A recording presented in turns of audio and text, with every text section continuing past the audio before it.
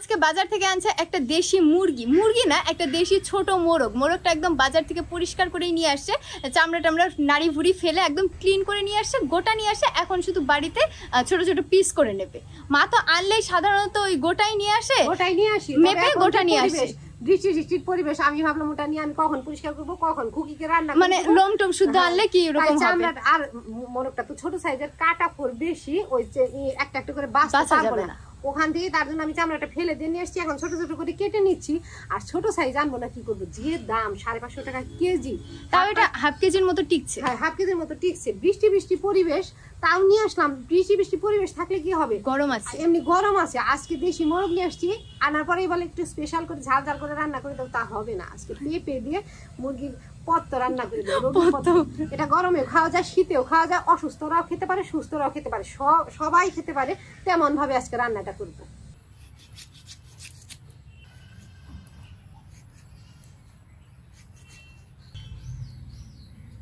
মুরগিটা কাটা হয়ে গেছে, এখন 2-1 বার পরিষ্কার করে ধুয়ে নেব। আর আমি গোটা থাকতেও 2-1 বার ধুয়ে নিচ্ছি। যাই হোক, কাটার পরেও 2-1 বার ধুয়ে নিয়ে মশলা বেটে রান্না করব।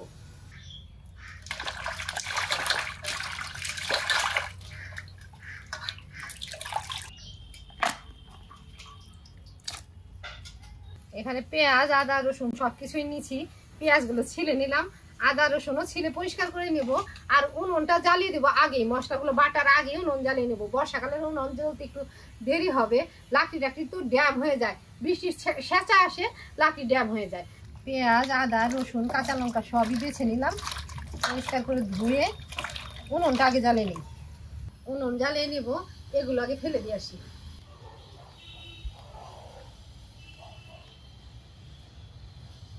ভাবে আমি সবজির খোসা টোসা নিয়ে আসছি, আগে আসে।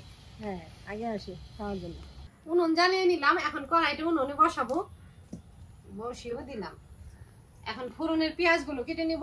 ফোড়নের পেঁয়াজ আস্তে আস্তে কড়াইতে ভাজা হতে থাকবে, এদিকে আমি আদা, পেঁয়াজ, রসুন, কাঁচা লঙ্কা সবকিছু বেটে নেব।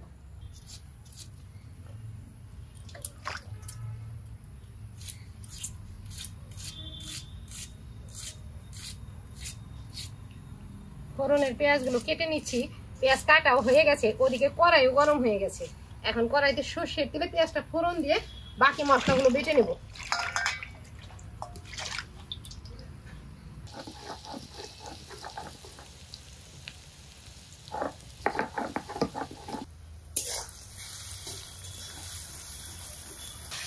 ফোড়নের পেঁয়াজগুলো ভাজা ভাজা করে বাটা মশলা দিয়ে দিয়েছি। বাটা মশলা কিছু সময় কষিয়ে নেবো, যাতে কাঁচা গন্ধটা চলে যায়। এর উপরে গুঁড়ো মশলা দেবো, হলুদ গুঁড়ো, লঙ্কা গুঁড়ো আর ধনে গুঁড়ো। আবার জিরেটা আমাকে বেটে দিতে হবে, জিরের গুঁড়ো নাই।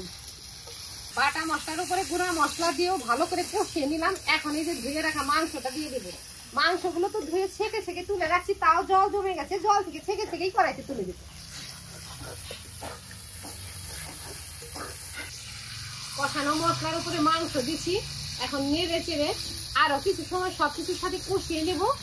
তারপরে ঝোলের জল দেবো। আর কষানো হয়ে গেলে তখনই কাঁচা পেঁপেও কেটে দিয়ে দেবো। যে পেঁপে নিচ্ছি, পেঁপেটা এখন ডুমু ডুমু করে কষানো মাংসের উপরে দিয়ে দেবো।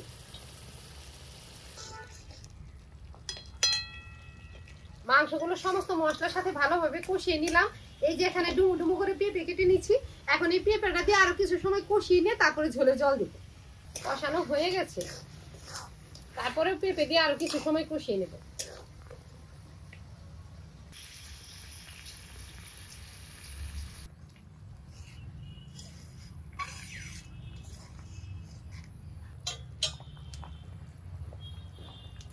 কষানো মাংসের উপরে ঝোলের জল দিয়ে জাল করে নিলাম। ঝোলের জল জাল হয়ে গেছে, অনেক সময় ধরে জাল করছি। এখন এই এলাচ, দারচিনি নিয়েছি, এগুলো বেটে দিয়ে দেবো। আর এই এলাচ, দারচিনি বেটে দিলে তরকারি ঝোলটা খেতে খুব স্বাদ লাগে। এলাচ, দারচিনি বেটে নিলাম।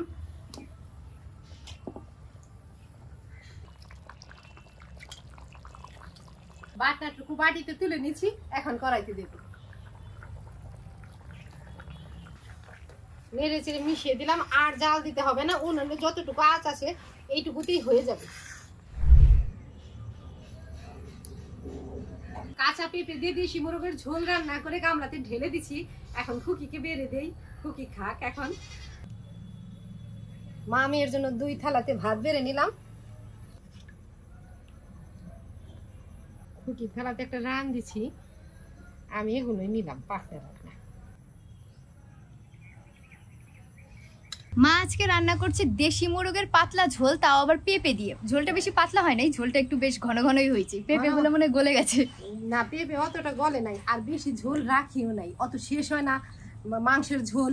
আমি অল্প মশলা টসলা দিয়ে একটু কমই রান্না করি, মানে আর একটু ঝোল মশলা খাটলেও আমি অতটা দেই না।